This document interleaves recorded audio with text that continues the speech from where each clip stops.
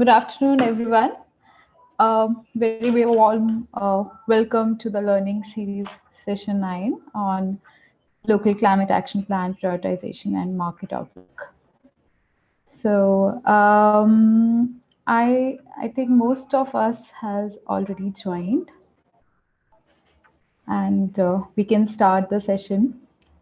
So for most information that I want to give here is that this webinar is being recorded and the records will be available in public domain.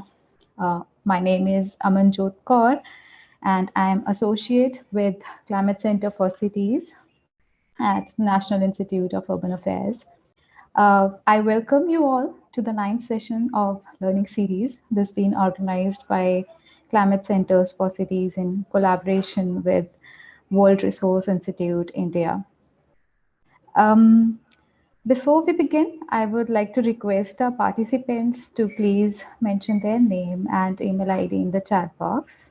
We will share more details on this event and the upcoming events as well.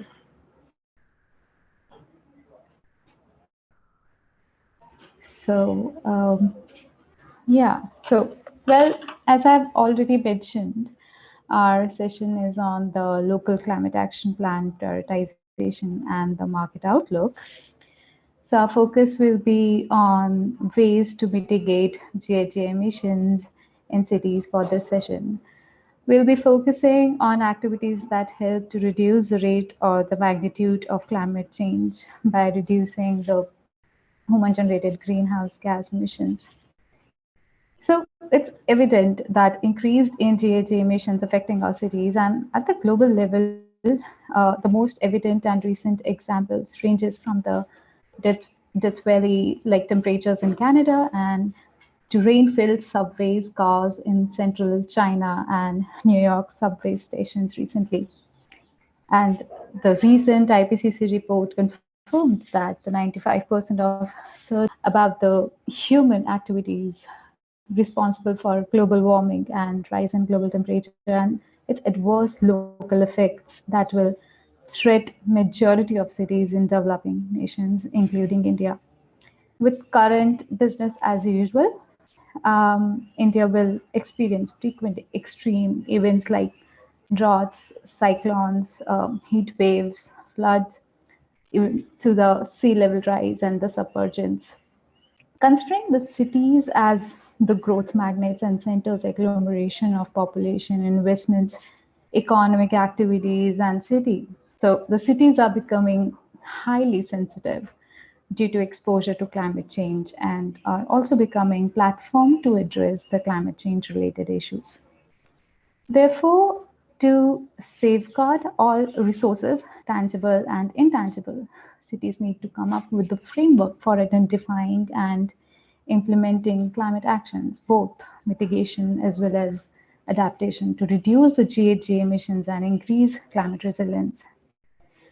In specific to India, our cities have experienced extreme events due to increase in precipitation or rainfall. The incidents come across in my mind is the Mumbai floods, the Bangalore floods in 2013, Surat and China floods in 2015, and the current events of Uttarakhand and Himachal Pradesh, including ongoing pandemic and the amount of devastation these events have created is a reminder to cities to emphasize on climate-centric actions and build effective evidence-based plans for cities. Therefore, we will be focusing on mitigation measures such as climate action plan, climate self-assessment tool, and also we are going to look at the carbon market opportunities, which is extremely interesting as it was formed with the aim of driving finance to activities that reduce greenhouse gas emissions. Over the time, volunteering carbon market has evolved and matured into a robust and effective means to tackle climate change by driving resources to projects which deliver independently verified and additional emissions reductions on a global scale. With this context, I am pleased to introduce the expert panelist speakers we have today with us. We'll be focusing on way to mitigate GHG emissions in cities with 3 steps of conducting an assessment, developing an action plan, and implementing GHG emission reduction measures. We're also going to have, we'll see if we are going to have a demonstration of the self-assessment tool. The experts will also share their experience on developing the climate action plan in cities, and we are also going to discuss in detail about leveraging carbon grids.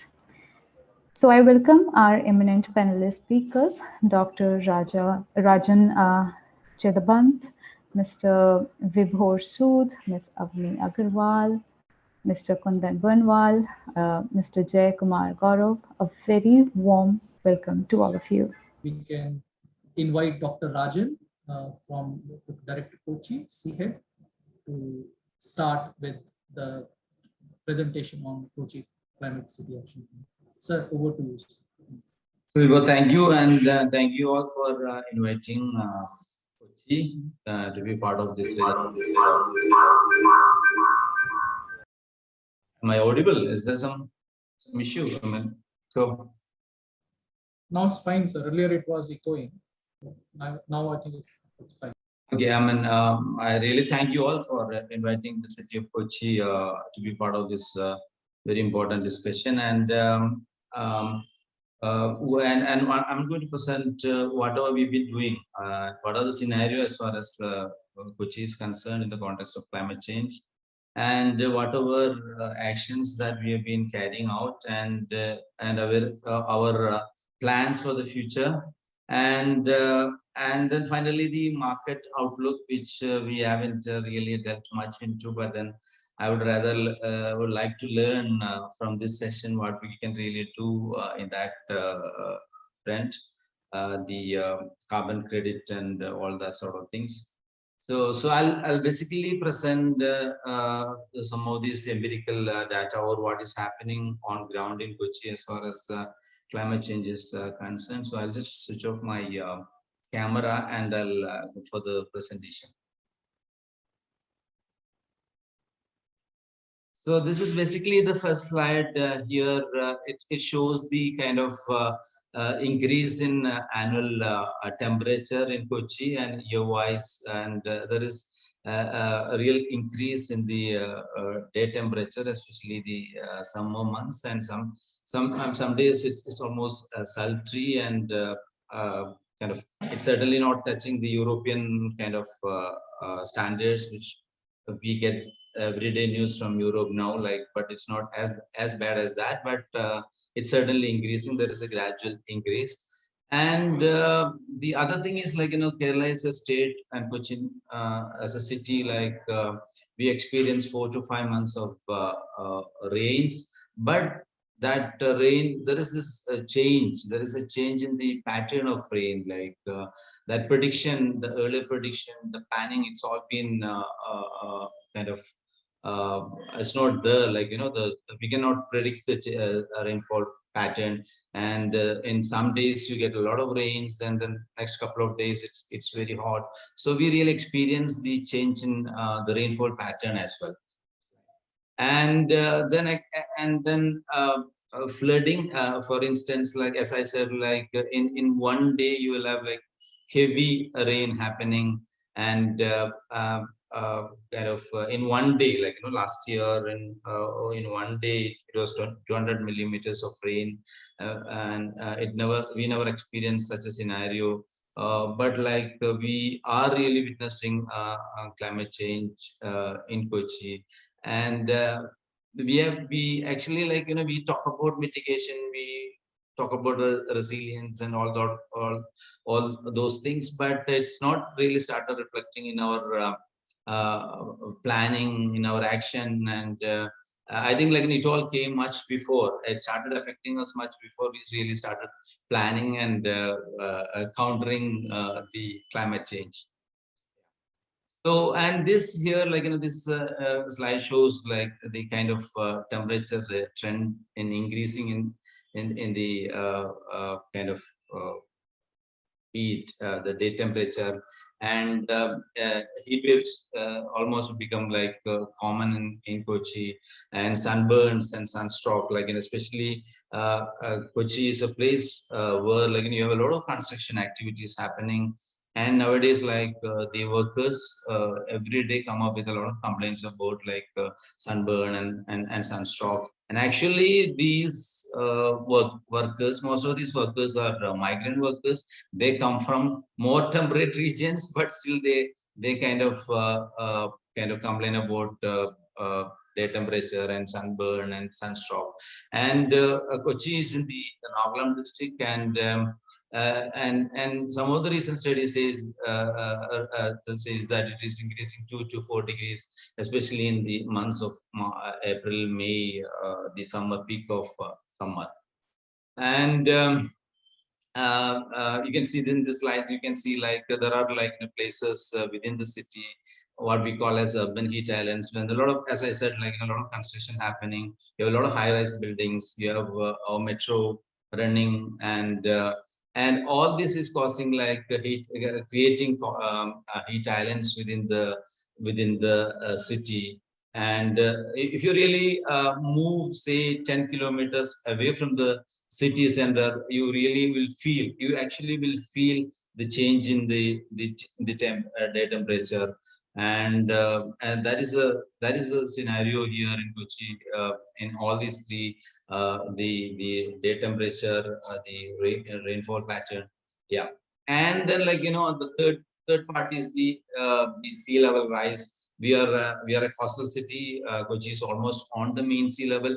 Some part of the city, 20 to 30% of the city, is below the sea level, and then we get to learn that, like, there is an increase in the sea level. And actually, the whole study started in 1990s by the Oak Ridge Lab, Oak Ridge National Lab, sponsored by USAID. They did a detailed study on the impact of sea level rise on Kochi.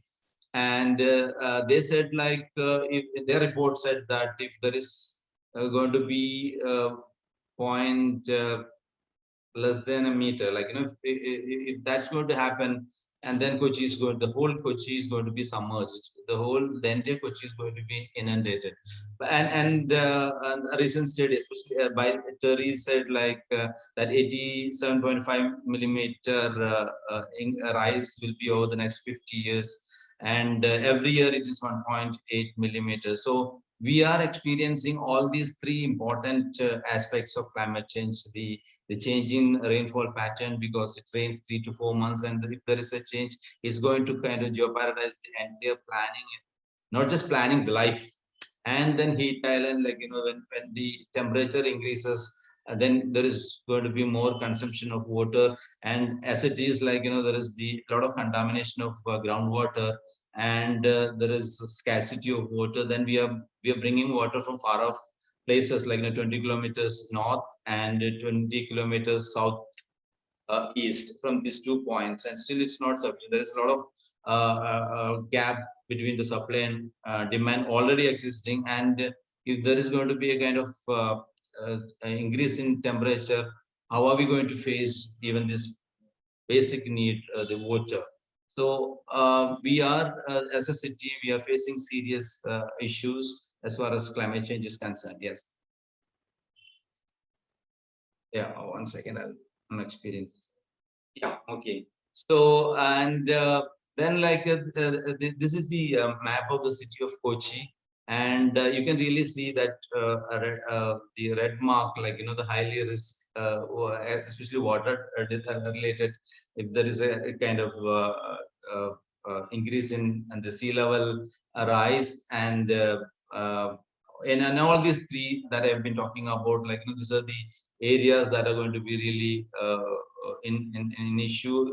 They are the vulnerable areas within the city. And it's not just this area, like, and we, after this, we did another study. It says, like, the entire Fort Kochi Matanjeri area, the Anagulam area, or the areas close to the water source would all be in serious trouble if there is going to be a slight increase in the water level.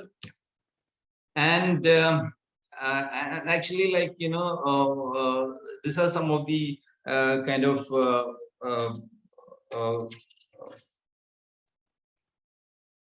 hello. Hello, can you hear me? Yes, Yes, sir. Dr. Rajan, you're audible. Yeah. Okay, so the projected mean temperature may show net increase. I mean, actually, there is a real increase. This is showing, like, the real increase compared to 1970 to 2000, and now 2015 to 2044. The kind of increase that is going to happen, and the rainfall, like, there is certainly going to be, there's not much of an increase as far as rainfall is concerned. It's only 0.5 millimeters, but the pattern, the change in the rainfall pattern, that is causing a lot of issues. We had, like, 2018 and 2019, two consecutive years, we had flooding in the city. It's not because there was more rains, but like the change in the rainfall pattern. As I said, just in one day, like, we had 200 millimeters of rainfall. And then the third point is that, like, the projection of, like, 100 to 200 millimeters of rise in the sea level over the next 100 years. And this basic statement about all these three things that we are experiencing as far as climate change is concerned in the in the Kochi context. And, like, and what are these what are the urban sectors that is, like, that we go to address, or we go to need immediate intervention as far as climate change is concerned. And first of all, it's like water supply. Say like I've explained a little about the water supply things. The gap is different. The gaps in different sectors, such as water supply, solid waste management, sewage system, drainage, street lighting, transport, urban biodiversity, housing, and all these things are leading to climate change. Actually, this gap, like, water or solid waste, is in a major thing. Like, a lot of issues that the city is facing as far as solid waste management is concerned. Sewage, actually, Kochi is one city. We have only 1.5 square kilometers of sewage network. Rest all are like sanitary, what do I call, septic tanks, like, septic tanks. Like, we have three-chambered septic tanks, and certainly, like, there is going to be, like, water, wastewater going out of the third chamber of this septic tank. And the sewage is one sector that is causing a lot of issues. And street lighting, we are Kochi is one place, or Kerala is one place. We can really explore a lot on solar, but we haven't done much on that. We have just started doing it. And transport, I mean, we'll come into detail of all these things. And then kind of biodiversity, housing, and these are the sectors that we causing a lot of leading to, or causing in climate change, or like pushing things in a wrong way. So, and yeah, and like, then I'll examine, like, the urban services and emissions that are leading to kind of climate change. Yeah, so when the sector-wise energy usage is analyzed, actually during here I said it is 2018 and 19, but it was 19 and 20. Actually, transportation sector uses the highest energy, about uh, kind of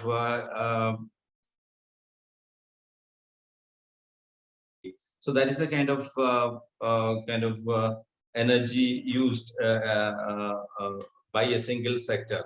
And transportation sector also contributes to the highest GHG emission when compared to all other sectors that we've been talking about.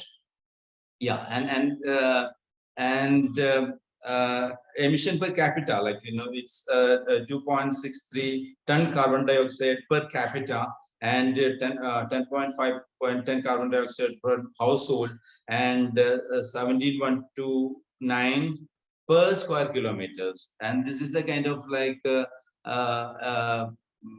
this major indicators of indicator of what is really happening on ground in Kochi.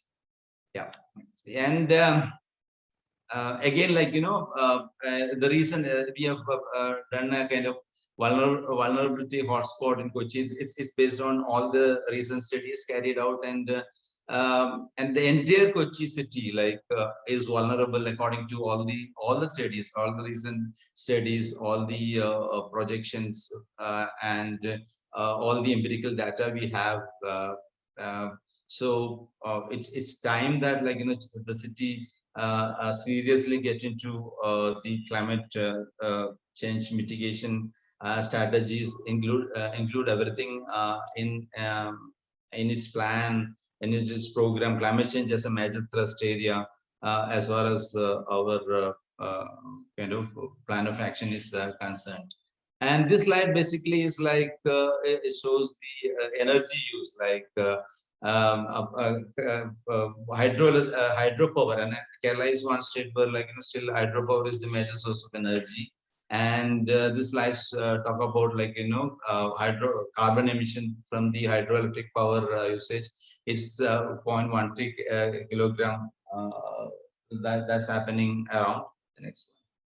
And we actually we are coming up with the support of all these agencies, GISET, WRI, ICLEI, even NIUA, and all the agencies. Like we are coming up with projects that that will help us address the climate change issues. For instance, like we are preparing we were part of the Solar City project, and we have working on that. We have identified a lot of projects as far as Kochi as a solar city is concerned, and we are trying to implement that. We are trying to include that in our annual budget and implement as in small scale. And with the support of WRI, we are doing a zero carbon building project. They have prepared the policy document. We are waiting for from the state government to get the go ahead to do that, to implement include that in our building laws. And we are also doing a building efficiency accelerator project. It's again with the support of the WRI. And the Kochi Metro Rail is kind of announced doing converting all the public buildings into solar powered buildings. And the Kochi Smart Mission Limited is like converting the lighting into LED lighting system. And and as I said, like all the installation of a top solar system for all the that has been already carried out. So we are trying to do some projects in order to address this issue. And even state level, there are like many projects that's happening with the support of the state government. We are going to have a waste to energy plant, a most modern waste to energy plant. And the Kerala State Electricity Board is kind of giving a lot of incentives to individual houses to come up with rooftop solar panels. And there is another project called Nagara Jyoti project, which is an all India project that's happening in the state. And this is a little about the transport sector, like annual carbon dioxide emission in Kochi due to vehicle movement is 7.65 million per ton. And then like in the transport sectors, we have kind of introduced a lot of projects. Like Eco Logistics is another project with the ICLA. We are going to convert all the freight movement through water and then through e-mode. And then through the mobilized city, we are trying to convert some of the roads as e-mobility corridor. And the Kochi Metro Rail is like coming up with a lot of green transport initiative and non-motorized transport plan, and then we have public biking, and we are kind of encouraging a lot of pedestrian kind of making a lot of pedestrian infrastructure that more people walk and like use less uh, uh, motor vehicle, and like and all that things we are trying to introduce, and like with the support of WRA, we now kind of introducing a transformation perspective Dr. of, Rajan, sorry. yeah. Dr. Rajan, sorry to interrupt, but I'd request you if you can, wrap up your Okay, session I'll do because, it. Yeah, okay, fine. yeah, Okay, thank so you. there are like many projects like with the city as and is carrying out, and the state with the support of the state government as well. Like we with the support of the GI said, like we are introducing an e-auto program, like where we can kind of the all these tick ticks into e-tick ticks. We have already done some, and in another 1-2 months we will have another 100, and even our water transport we are going to convert into that, and then a lot of deforestation happening, and we are trying to address that all through all the eco restoration projects. There is a major project called Interact Bio, supported by ICLEI, and then like the climate smart city project by GIZ, and even WRI cities for us, and a lot of projects happening. And now we have there's a noble project called Kochi Eco Challenge. Kochi Eco Challenge is a project where the students can come up with projects in their region, in their area, the projects that can fight climate change in their region. The city would fund it, and that is Kochi Eco Challenge. We have come up with so many projects like that. So and we have like issues everywhere, like what every sector, what are the issues and how we are going to do that. So I have detailed all that. I can send you all this presentation, and I have also made the intervention, whatever intervention we should do in each sector. For instance, water supply and sewage and all that we have I have detailed over here. I'll send you all that thing, and what sewage, and I'll not go into detail of all this because of the lack of time. And this is the kind of change in the land use pattern of Kochi from 1984 to 2017. Just a small little video, and okay, I'll skip that as well. And yeah, with this, what do I want to say in this forum? We are also very keen on the indoor model. I've heard that in indoor at earn some 50 lakhs rupees through carbon credit. And how can we really do a city like Kochi? We have many projects, so many eco restoration projects happening in solid waste management, so which we are coming up with a lot of projects. And how can we really convert that all into an revenue generating, or an economic model? I mean, how can we kind of uh, earn some money through all these program like carbon credit? That is something, that's the kind of help we need from this kind of forum. With that, I will kind of conclude my presentation on Kochi's the local climate change act. Yeah. Thank you, Dr. Rajan. I think we have one question at the chat box. To you, it's like it is predicted to be more. The sea level rise is predicted to be more on eastern coast than western. Then, what tune of local activities can help reduce this? I So didn't one get of you. the party.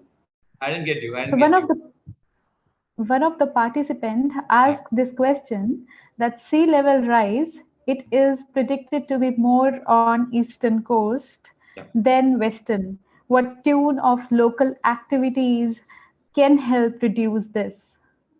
See, like first of all, like Kochi, we have almost 48. Yeah, we have almost 48 kilometers of waterfront, and mainly canals. And the first priority, the short term, the immediate priority is to kind of reinvent the canal. Most of these canals are now become drainages, like what do I say, and because of encroachment, because of poor planning, and we will have to regain them. We will have to bring back all these canals so that, like, the rise can be absorbed by these canals and water system, inland water system. Actually, Kochi backwater is the second biggest Ramsar site in the country, and we will have to really do something to conserve this Ramsar site. We shouldn't, like, lose it to the big construction building, and there is a lot of kind of reclamation is happening, and we shouldn't allow that. We should actually the first priority is to kind of regain the water absorb water sink, where water, all the rising water can get into. We have a natural system. We go to regain that. That is the immediate priority, and that's a short term. But long term, we have many other things to do, and I think we will have to learn from good practices like Singapore, how they kind of built the city, like the measures that they have taken, the sustainable measures they have taken, and the climate change adaptation and mitigation strategies cities like Singapore adopted. I think we will have to learn from all that.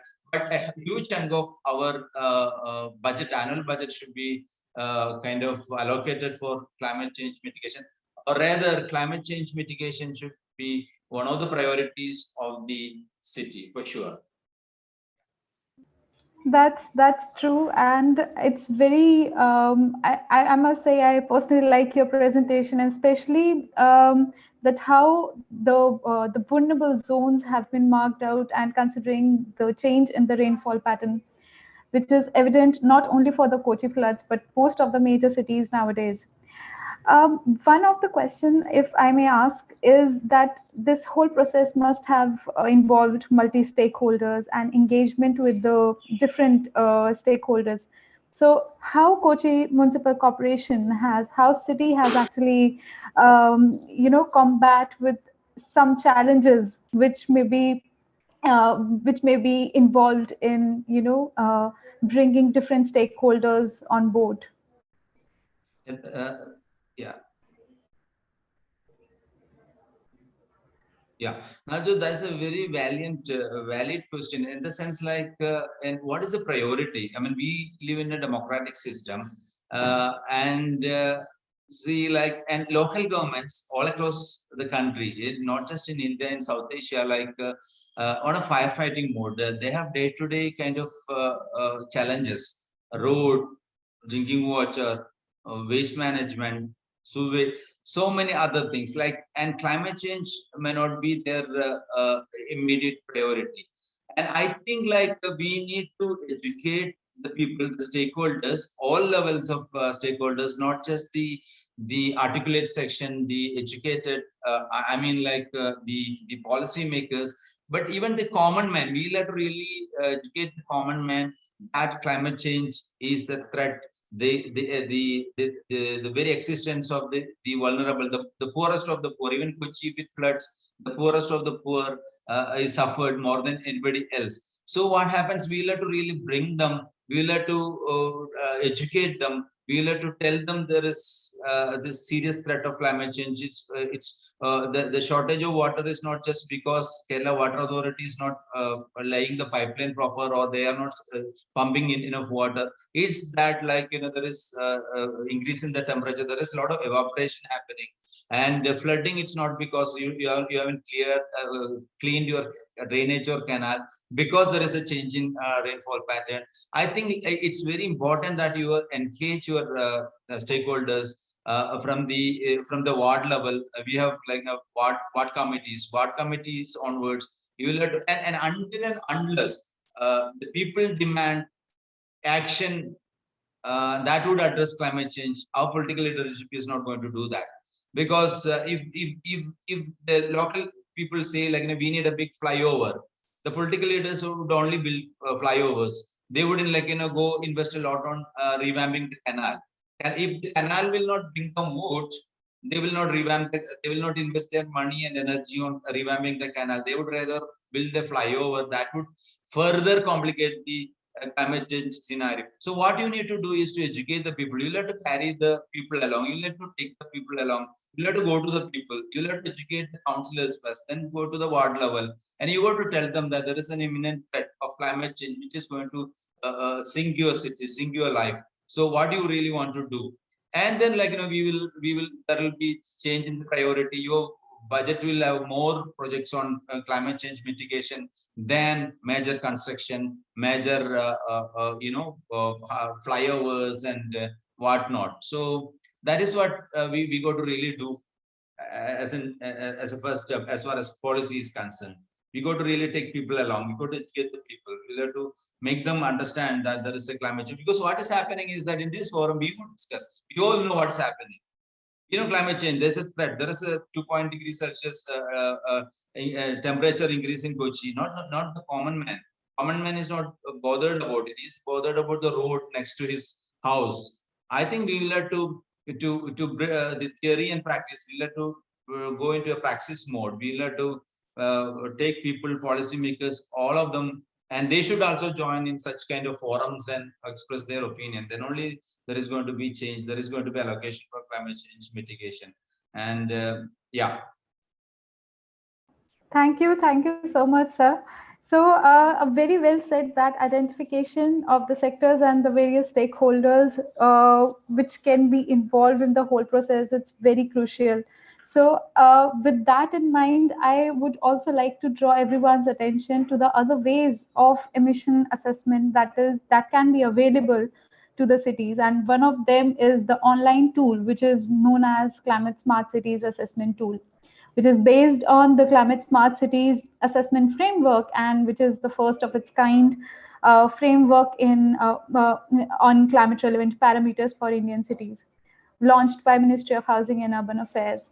So the self-assessment tool follows the global protocol for community scale greenhouse gas emission inventories to estimate indicator-wise GHG emissions and provide mitigation potential based on progression levels and mentioned in Climate Smart Cities Assessment Framework.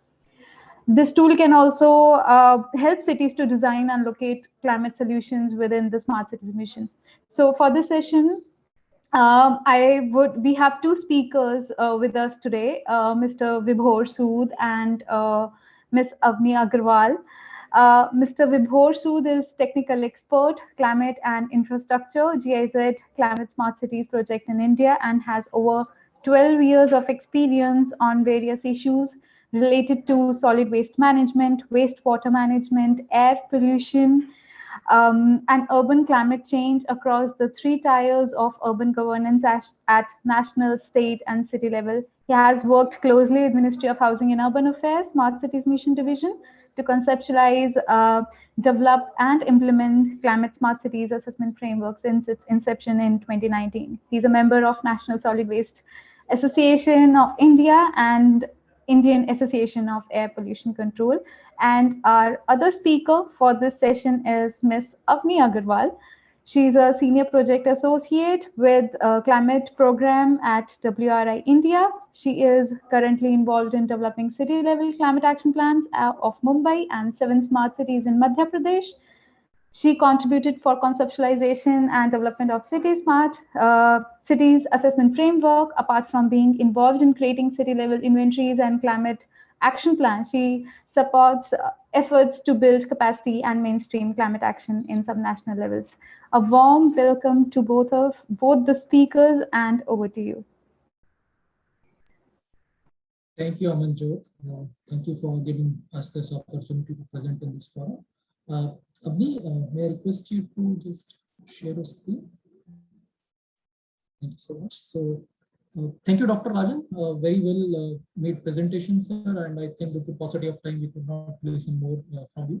But I'll request each of our participants in this forum to further, go through your presentation. I think that would be a great learning how a city plan and prioritize and actually take action with respect to climate change.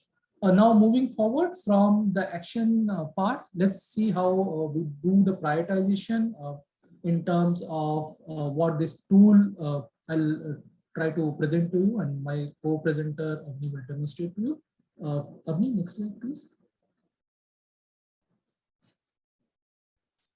So before moving ahead, I just want to briefly touch upon this Climate Smart Cities project. So this is a project funded by German Federal Ministry of Environment, BMU, and this is anchored with Ministry of Housing and Urban Affairs Smart Cities Mission. And the objective of this project is to anchor climate-friendly solutions for urban infrastructure projects and area-based development. The project is working with the ministry since June 2018, and we have one more year to go. NIUA, DIFU, which is the German Institute of Urban Affairs, and Technical University of Berlin are members of the implementation partners for this project. You can see on the screen the three cities, Kochi, Coimbatore, and Bhubaneswar, which where we are supporting. We are supporting on broad areas. You can see it on the screen. And at national level, as Amanjot said, we are supporting ministry along with NIUA from the very beginning for the conceptualization and development of the assessment framework, and for the later part, for the implementation part, WRI along with a few other organizations join us for the implementation. So more or less, it was a very collective effort while implementing this. And maybe Avni, next slide. And then why this assessment framework tool, which Amanjot briefly tell you about, that this is based on the GPC, and this is the location where you can find it on the NIUA website. This was launched by Honorable Minister the day CSCF 2.0 results were announced. Avni, next slide, please. So while touching upon why this tool, so you see traditionally the accounting of the GHG emission was never kept under the purview of urban local bodies, but since this framework was launched, there was a felt need for a tool wherein cities can see and check how much their actions are contributing, or how much if they take certain action or they plan and certain action, what are the potential greenhouse gases emission which they will avoid. So this was the kind of idea which our Joint Secretary asked us to prepare, and then later we join hand with WRI to develop this tool. So if you see, it supplements Climate Smart Cities assessment framework, and it uses data which is already collated in the framework to calculate if you've done the action. It will calculate the actual GHG emission, or if you plan to do an action or you select any performance evaluation level 1, 2, 3, 4, 5, it will give you a potential greenhouse gases emission that your action would avoid. So what you'll do, it is giving you a quantifiable emission-based evidence to prioritize your climate actions, and also this is supporting cities in planning and executing climate-oriented actions across the 5 categories we are covering up. Next slides, Avni. So there are a few limitations and assumptions to it. First, that to contextualize and simplify the calculation for the Indian context of what was already given in the GPC, the tool uses additional India-specific studies and report or document that my co-presenter will present to you during the course of the presentation. So for the specific indicators, we have some default value which are taken from the report for calculation of the GHG emission, but also the second part, the important part, the tool does not provide a city level inventory or a sector level inventory. The tool is very specific to tell you whatever the action which is envisaged under the framework. If you do that particular action, this is the amount of GHG which will be mitigated, or if you have done certain action, that this is the GHG emission you have mitigated. And the emission numbers which are being presented depends, the reliability depends on how accurate your information which you are punching into the tool. So the more reliable is your information, the more accurate will be the result, and the tool will be kind of more useful for the cities for prioritizing the action. Next slide, sir. So I think I've briefly touched upon what the tool is all about. Now I request my co-presenter, Ms. Avni Agarwal from WRI, to take you through the demonstration. Avni, over to you. Yeah. Thanks for both. So thanks for setting the context. And I mean, I'll now just walk us through the tool and, just talk about its features, how we can use it to estimate emissions, mitigation potential, prioritize actions. I mean, this is just the main dashboard. So once you register and log in, this is what shows up as the main dashboard. just to sort of give an overview of the different menu and sub-menu options, there are 6 main menu options. The About the Tool page has links to the user guide and the methodology that we've used to sort of develop this tool. The Data Entry tab has 6 sub-menu options, the City Information tab, and 5 CSCAF sectoral tabs. The Emissions and Analysis tab menu, it has 7 tabs, which includes the overall emissions and the 5 CSCAF sectoral tabs. And along with that, there's also a tab on priority areas, which is, so the priority areas are based on the emission estimates. And the fourth menu option is the Potential Emission Reduction tab, which again has 6 sub-menu options, 5 for the sectoral tabs. And the first one is the Performance Evaluation Level form, which is based on the framework and which cities have to fill based on the final results of the assessment round. And finally, the Generate button report, it allows users to convert the information on the tool into a PDF report. And I mean, any additional notes that the city or the user might want to enter can be added using the Notes tab, which is the last one. So this is the About the Tool page, where you can find the user guide in the 2 yellow arrows point to the user guide and the methodology that's been used to develop the tool. So there is an option to go through a mini user guide, which is on the page itself, which is on the tool itself, or users can download a more detailed user guide, which looks like this. And this will be a detailed sort of PDF document, and I would encourage anybody who is looking to use the tool to go through the detailed guide before sort of, you know, starting the whole process. The methodology page, it details out the method, the formulas and the documents that we've used to come up with and the emission factors that we've used to sort of come up with the overall methodology for the tool.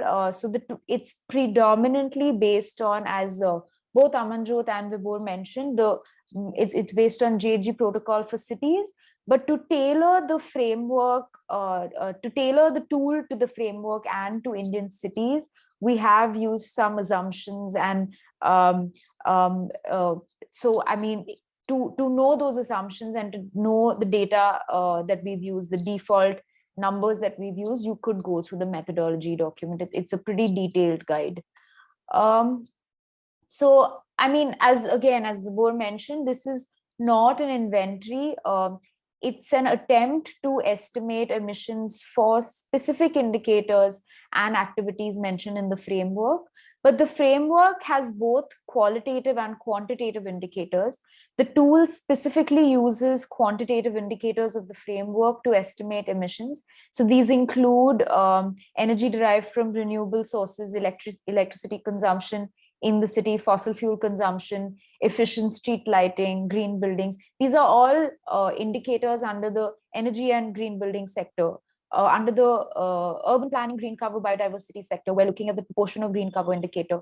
Under mobility and air, we're looking at the clean technology shared vehicles indicator. Under water, we're looking at non-revenue water and wastewater and water supply management systems. And finally, in the waste sector, we're looking at emissions from waste processing, municipal waste processing. So this is sort of a summary of, you know, the indicators that we've tried to cover in the tool. So the data entry tab, as I mentioned, has 6 sub-menu options. So the first one is the city information tab, which sort of captures general parameters on GDP, of course, name of the city, state, land area, population, GDP. And as you can see, the state and the city population autofills. So we've tried to make it as easy as possible in some data entry forms. So cities or the user doesn't have to manually input too much of the information. The energy and buildings data entry tab, the form captures information on parameters that are already part of the climate smart cities assessment framework, except for the last two indicators on street lighting and green buildings, where users must provide additional information on electricity consumption or energy consumption for these indicators.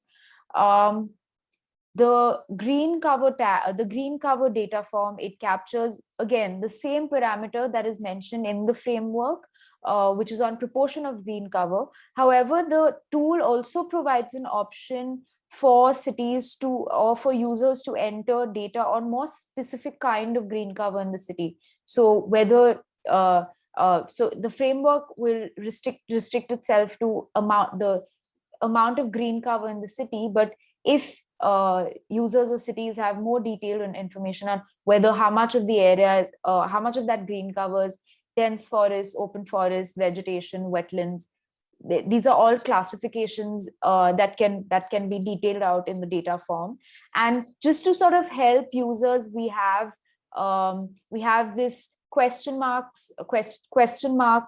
symbol on the top right, which sort of gives more information in terms of definitions and how to help users classify the data they have better. So the mobility and air quality tab, it captures fuel-wise number of buses, four-wheelers, three-wheelers, two-wheelers, ferries.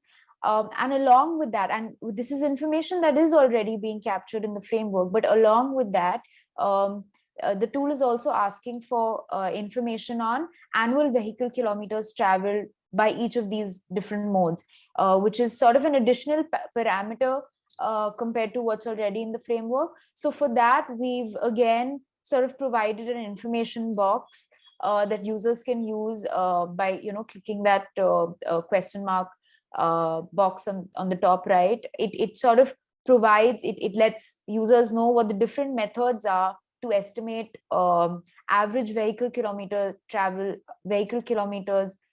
figure, using like different sort of parameters. So using average trip length or number of trips, average route length, route frequency, some of these. So a combination of these. So there are different formulas which can help users sort of come up with an estimate of what the VKT for every mode could be.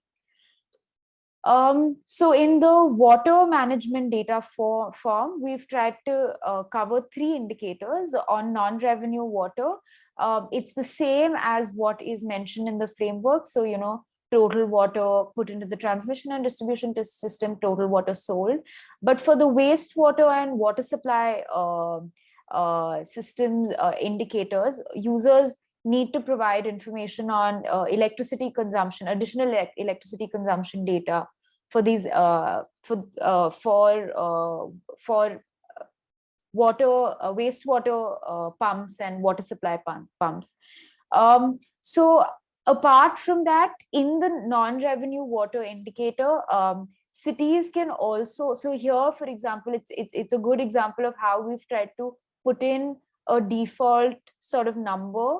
So here it says electricity required to supply 1,000 liters of water by municipal authorities is 2.13 kilowatt hours.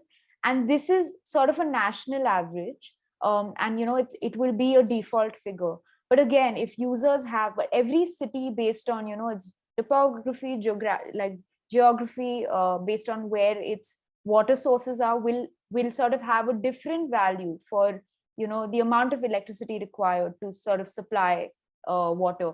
So if users do have information on this kind of parameter, they can override these kind of default figures that we've sort of built into the tool. So on waste management, the data form, it lets users calculate emissions from management of municipal solid waste through dump sites, biological treatment, and incineration. So these parameters that you see, they were part of the first version of the framework, but because the new framework, it uses Swachh Sarvekshan data. We haven't been able to adapt the second version, but we've retained the parameters from the first version to allow users to estimate waste emissions. So again, for the waste sector also, we have this information box, which sort of gives a definition on landfills. This is again, after you filled in all the data, there is an overall emissions tab that users can sort of look at. It gives emission estimates by sector and indicators. There are also specific sector specific emissions tabs. So it gives more detailed sort of emission numbers. So I mean, one can see, for example, in indicator 3, which fossil fuel is leading to what kind of emissions in the city.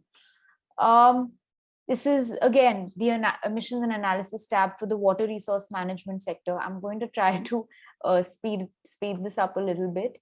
So along with the emissions, the sectoral emissions and the overall emissions tab, there's also the priority areas tab, which sort of based on the final emission estimates, it helps it helps users identify which activities are high emitting activities in the city, and where a city can possibly try to direct more of its efforts, or try to direct its efforts to sort of mitigate a greater amount of emissions. So based on the estimated emissions, the tool lists out indicators in a descending order of priority. So I mean, as Vibhor had mentioned, that along with the emission estimates and mitigation and prioritization, we've also tried to add this additional feature of being able to estimate potential emission reduction for each of these indicators. So to sort of to estimate the potential emission reduction for every indicator for each of these activities, users will have to input what the current level is. So again, these are based on the CSCF performance evaluation levels, right?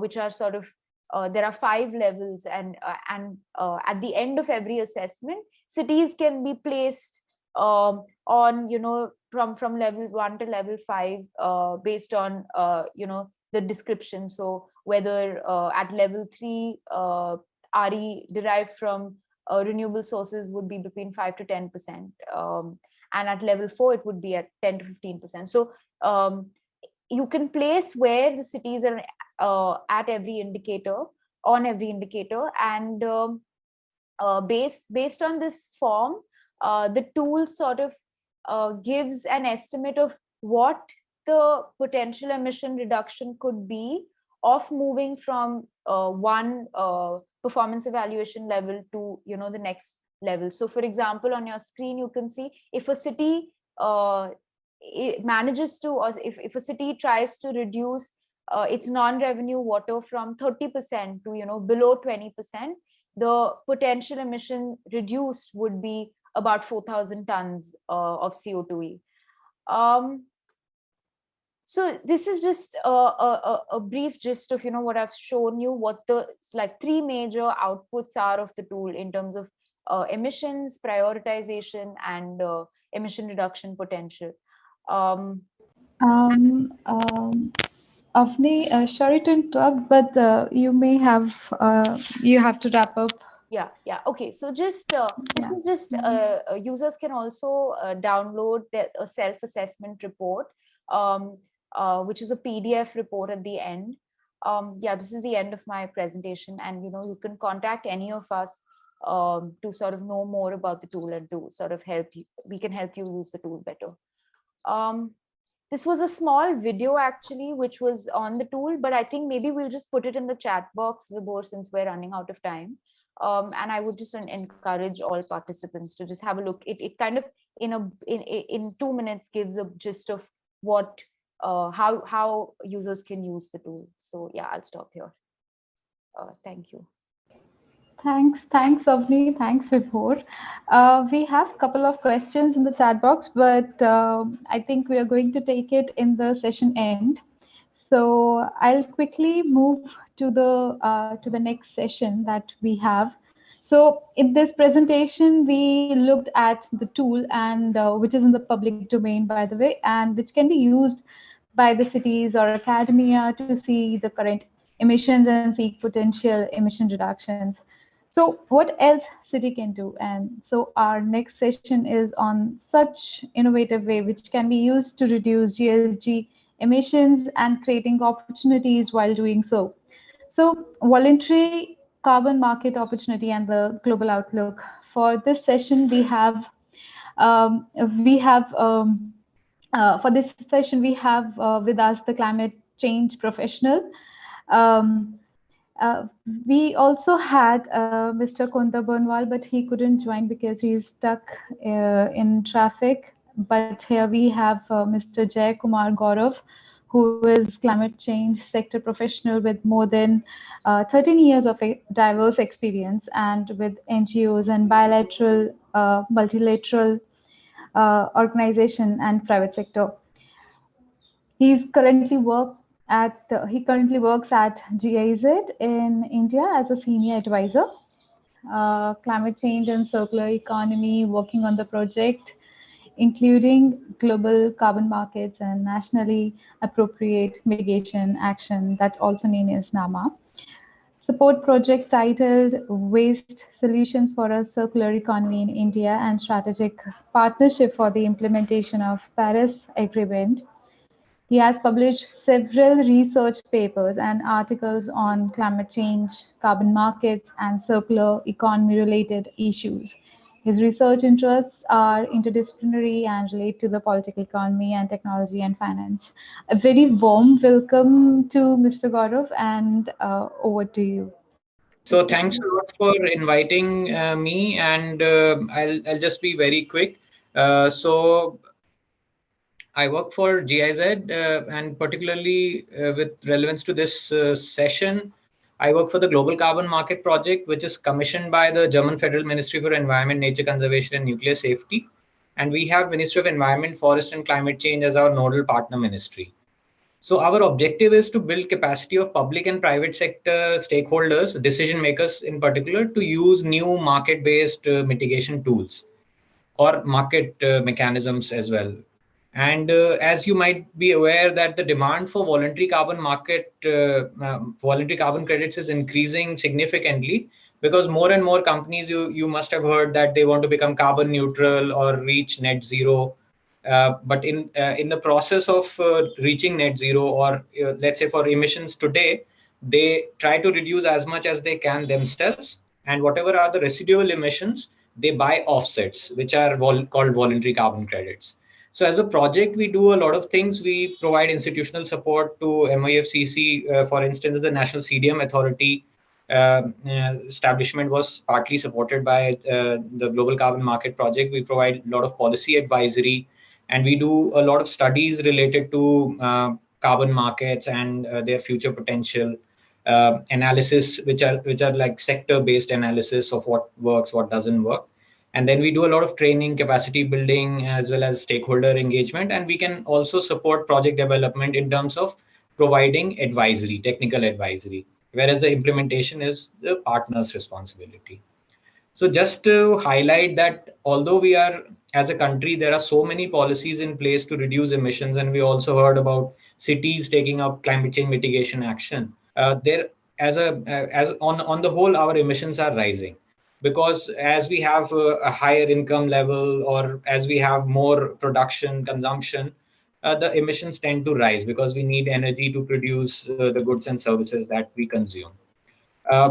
I will skip all these other details, but the point is that we are having a lot of mitigation related policies existing. but at the same time, certain types of fossil energy-based production systems and consumption of certain fossil fuels is increasing because of increasing demand and higher income levels. Now, looking at the history of global climate policy, very quickly, we all know about the Berlin Commission report that sort of brought all this multilateralism and concept of sustainable development into picture.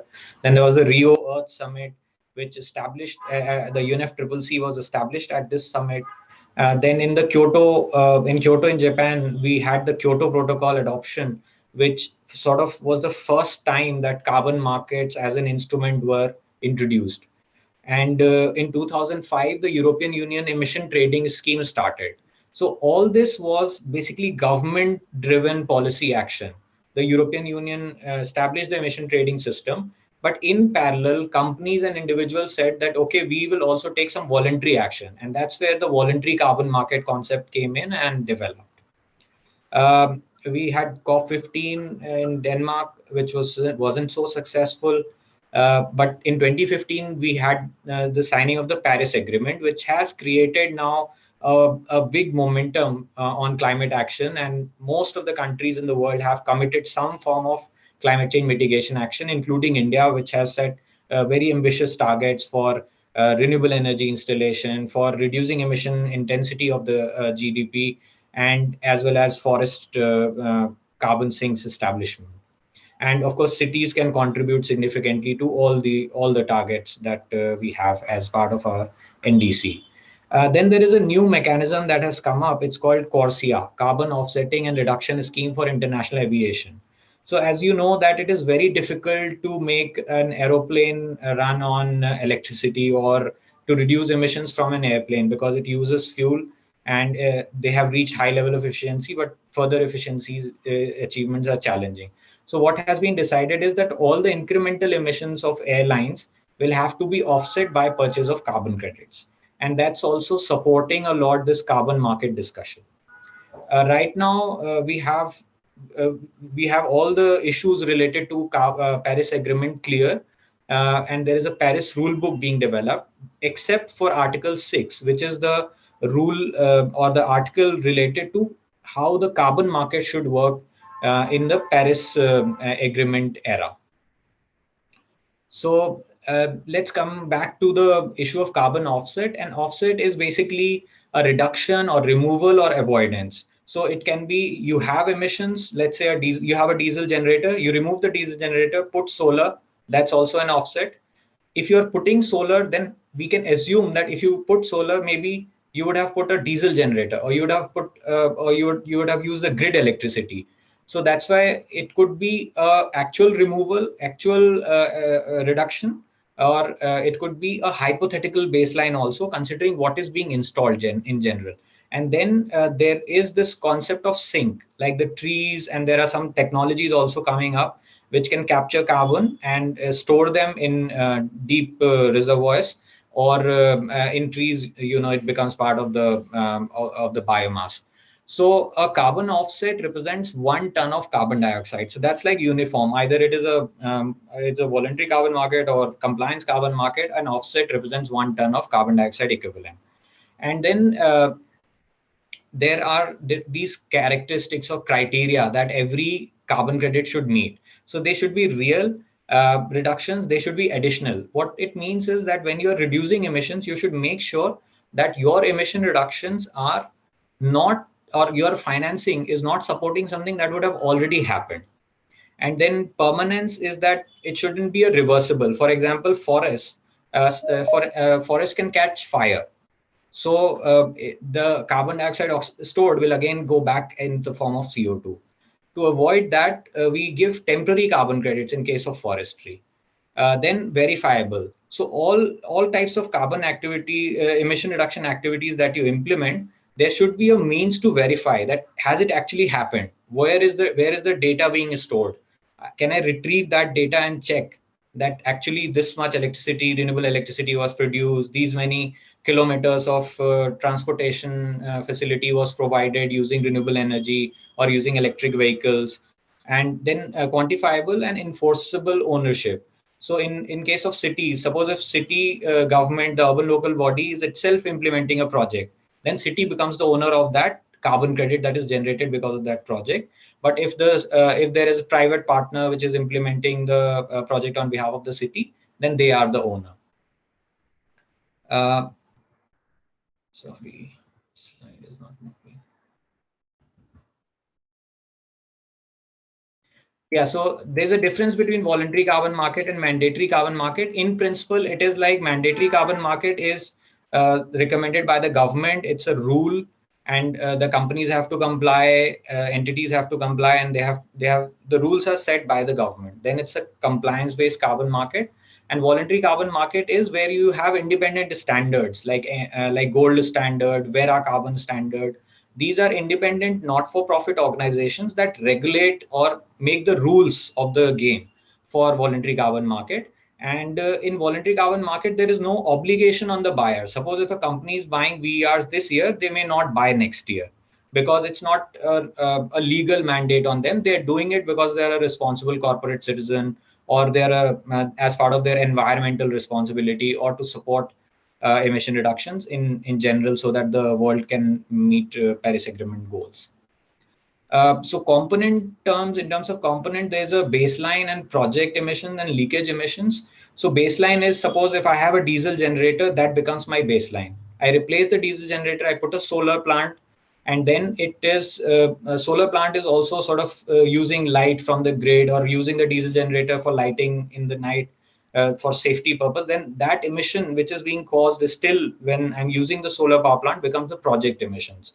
And leakage emissions are basically when, because of my activity, somebody else started emitting greenhouse gas emissions. So I had a diesel generator, I sold it, and somebody else started using that diesel generator, then that's a simple example of leakage.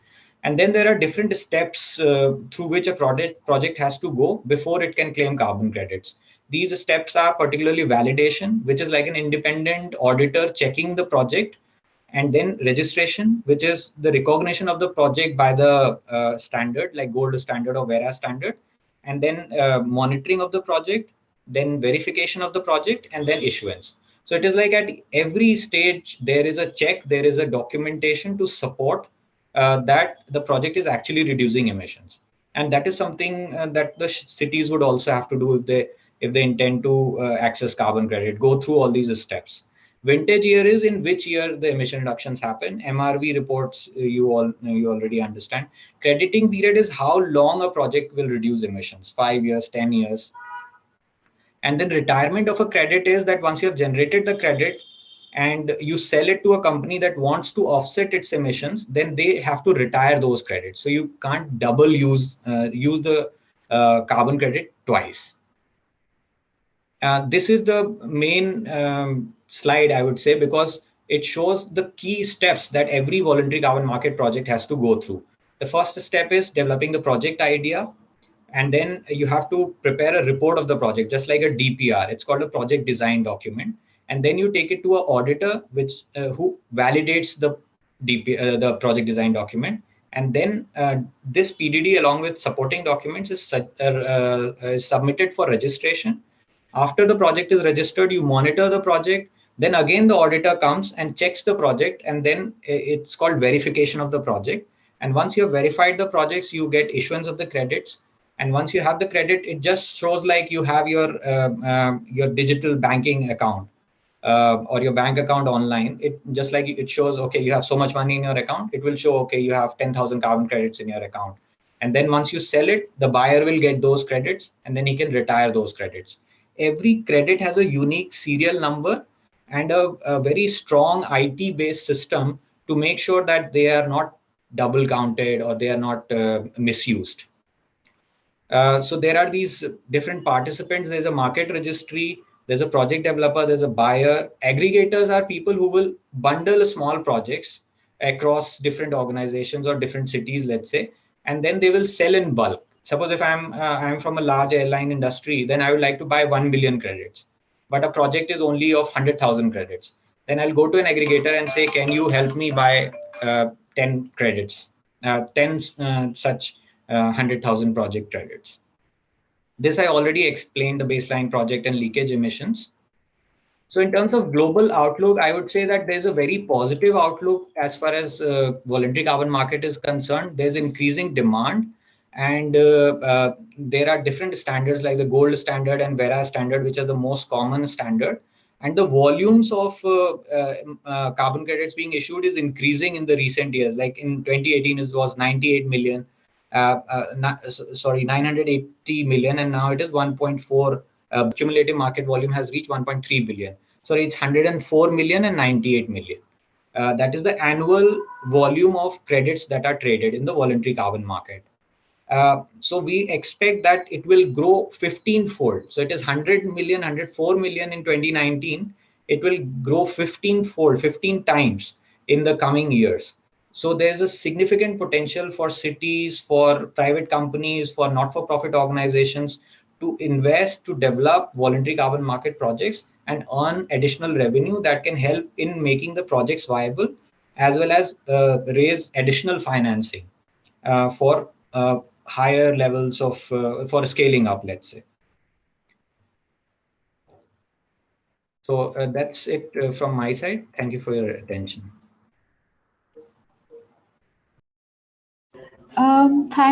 Thanks, Gaurav. I think it's very interesting to see this, and I think it's very important for cities to understand that how the both the the voluntary carbon market works.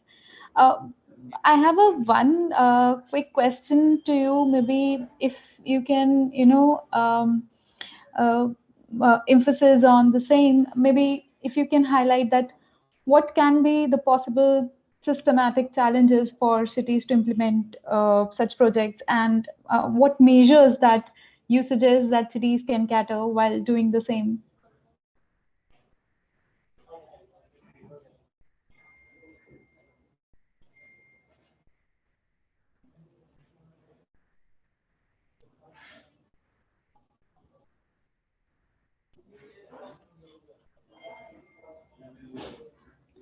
Hello, Gaurav, are you there?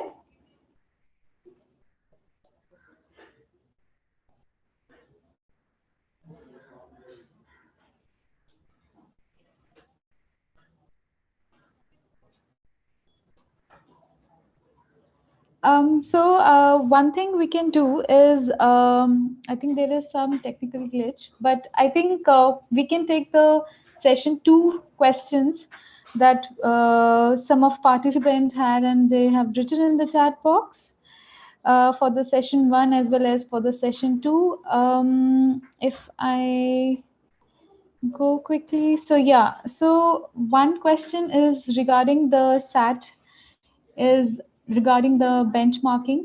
So the question is, so it's like the tool has all real data of technical details of specific landfills and their capacities, or does it work on a benchmark? So Avni or Vibhor, this was the question raised by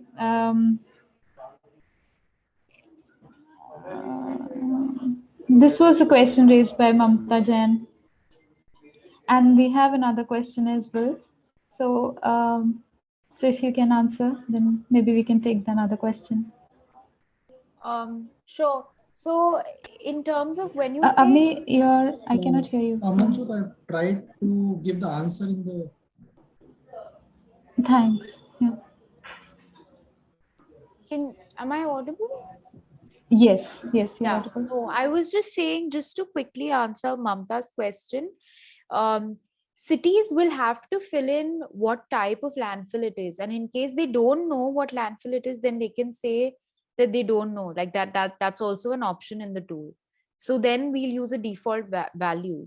So the benchmarking is happening at the performance evaluation level, but users will have to input data for all sectors and for all indicators, at least parameters that the framework is asking for. So every city or every user will have like their own data set, right? So to a certain extent, in the city information tab, numbers that we know will not change for a while, or information. For example, a city state will not change. So we've sort of put that information in, and that automatically shows up. Or the population will change, but in the short run, in these we've updated it. But for other data points, right, on, for example, waste, that's the question Mamta's asking. So like the user will have to input what kind of landfill it is, and if they don't know what landfill it is, that will also have to be mentioned.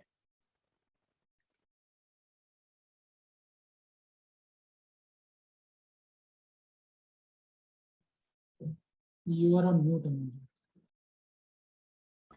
Sorry, thanks, Avni.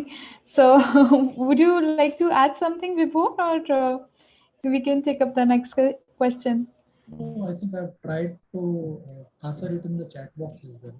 So for a city, it's easy because they are participating in the assessment framework. So all those data, the input which is required for to be fed into the tool is available with them. But in case of any academia or any individual who is trying to or attempting this tool at his home, there he has to first get the data or assume the data for their city, or get the data from the open sources, and accordingly he can put it. But for the cities, it's very easy. They have the data.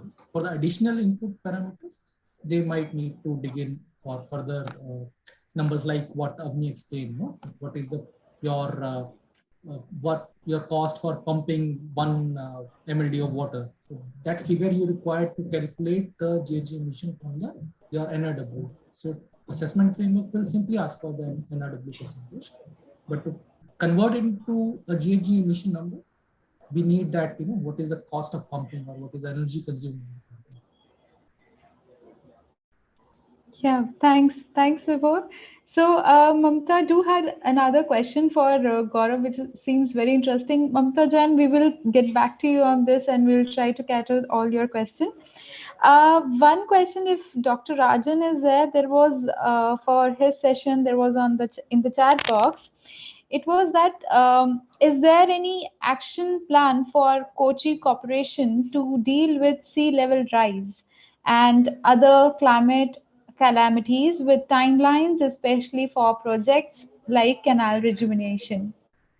Yeah, and actually, like an issue like climate change, I think a local government, local self-government, urban local ULGs cannot alone cannot really fight. It's not a micro ecozone issue. It's a larger macro ecozone issue. So we will have a regional approach, national and that kind of approach. But Kochi, within our limitations, like we have first of all, like given a lot of emphasis on canal rejuvenation. Right now, we all the major 6 canals with the support of the government of Kerala, like it's 2,000 crore project. We are investing 2,000 crore to rejuvenate all the canals and navigate them to preserve them, like proper side walls and all that sort of things. So government has pumped in a lot of money, and the city is doing the work that is allotted to it. And in all fronts, like even like we do a lot of groundwater recharge project, little small works that we can really do. And even waste management front, waste management, we are trying to fill in all that gap that is existing, and we are making sure that waste don't come on kind of in open, and we are kind of going to build a new waste to energy plant and sewage system, like we are going to kind of address. And biodiversity, we are doing a lot of which is one city which is prepared a biodiversity registry, and we are now doing to preserve all the biodiversity that we have. So we are doing little small things, but we don't really have a concrete action plan as such, short term, mid term, long term. We really need support. I mean, actually, we should also have a national policy and state policy, like wherein like for us, we have gender budgeting. We allocate 20% for gender issues, gender and children, like women and children in our annual budget. Like that, we don't really allocate climate fund. Say like 20 or 30 or 40 or 50%. I think we should have such kind of directive, so that we will be forced, we will be constrained to kind of allocate that much of funding for climate related issues, fighting climate change. And I think like resilience. There are some cities with resilience officers, and Kochi and I don't think like there are too many cities. Not even Kochi, we don't really have a resilient officer. But then the thing is that we really need that kind of that level of an intervention. We really need proper planning, long-term, short-term. We really need states handholding, the national government's handholding in addressing all these issues. Kochi, I'll say, because we are facing all the three major. I mean, erratic rainfall pattern. As I said, like the increase in day temperature and the sea level rise together will make our city disappear soon. So we will have to do something. But we need real support, not just from the national or state government, from institutions. GIZ is doing a lot of work, a lot of investment in Kochi. They're really holding our hand, and ICLEI, WRI, World Patel Institute, and UN Habitat. All of them are like really. I mean, they really do a lot of kind of educating process. Like they give a lot of training program to our officers. Our officers are aware. Like now it's going into the people. Like we are going to the people. We are going to. We are talking to them. Our councillors are aware of it. Like I mean now. I'll tell you the story if I have a little time. And when in 90s, like when Oak Ridge National Lab came over here, and we had this climate change as one of the agenda in our council, they said like we don't have time to look at the holes in the ozone layer, and we have like issues of water and wastewater over here. Where should people really bother about holes in the ozone layer? And now people realize that both are related. Your waste on the road, your waste generated, and the ozone. Whatever is happening in the climate front is related. The councillors are aware of it. Like now and it has to go to the people. So all of us together can really make a lot of change. And the knowledge that we get, the technical support we are having with all these institutions, GIZ, ICLA, WRI, all it's really helping Kochi a lot. Thanks, Dr. Rajan. Actually, I have one very important question, which I thought that it can be useful for our cities as well. You have special emphasis on the citizen-centric and inclusive approach to the climate change, and I've seen this in the model of Kochi, especially that how they have involved the elected representative, especially the mayors, and considering in most of the Indian cities, the role of the mayors is very much confined. So what do you suggest, or what differences it make, or what do you suggest, what suggestive measures you think that why we should have more and more elected representatives or mayors should be involved in this process? What major difference that Kochi can make due to their presence? Certainly in the sense like mayors, elected people's representatives, they are the guardians of the city, and they want their cities to survive. I mean, in that sense, like if once we really educate a councillor, a mayor, I'll tell you an example. When one of our former mayors, when he was elected as the mayor of the city, the first thing he did was he asked all his followers to put his hoardings and banners all across the city. And it was a kind of visual pollution for us. And we went and told him like, sir, don't do this. But he was not quite understanding like, what visual pollution is all about. And then he had his first visit to Geneva to attend one of the UN conferences. And he saw no hoardings or posters all across the city, only in allotted places. And that was like something which was an education for him. And then he talked to people, then he understood like, how beautiful the city is without all these hoardings and posters. And he came back to Kochi, and then he became a kind of missionary to remove all the hoardings and posters, everything from the public sphere. And no officer can do it. No officer can do it. But a person with people support can make changes. And once the mayor is really convinced about the climate change and its impact, and he can communicate very easily. He can really take people along, and people. There is a very good communication between the grassroots level people and political leadership, the decision makers. And in that way, if we really educate the decision makers, that are the mayors and the councillors, and it is going to be more effective than educating our officers. Officers have a lot of limitations, but then mayors and councillors would really make the difference. We have realized that during the floods in 2018 and the flood in 2019, and now they know, like, then when there is a flood in our council, there is to be a discussion. The discussion was always revolved around, like, not being efficiently cleaning the canals and drainages, and now there's climate change, and that we should do something about that aspect. So I think it is very, very important that we take people along, people's representatives along, mayors along, in order to address this. And I think we should restrict or limit our discussion only among the officers or the learned or the technical people. It will remain and somewhere if you don't really take it to the people or the real stakeholders, including the mayors and councillors. Thank you so much, Dr. Rajan. I think today's session has been very interesting, and if I can just take up the 3 points from all the 3 sessions, is that first is emphasizing more citizen-centric and inclusive approach to climate action mitigation measures, identifying both the short-term and long-term strategies to combat the same. Second is about the carbon offsets concepts and measuring the reduction and removal of the emissions and integrating the different criterias, which can be like verifiable as well as the quantifiable and can be implemented in the cities. And third is about the tool, which is progressive in nature, which to have more and more tools that calculate the GHG emissions and can incorporate both qualitative as well as the quantitative in nature.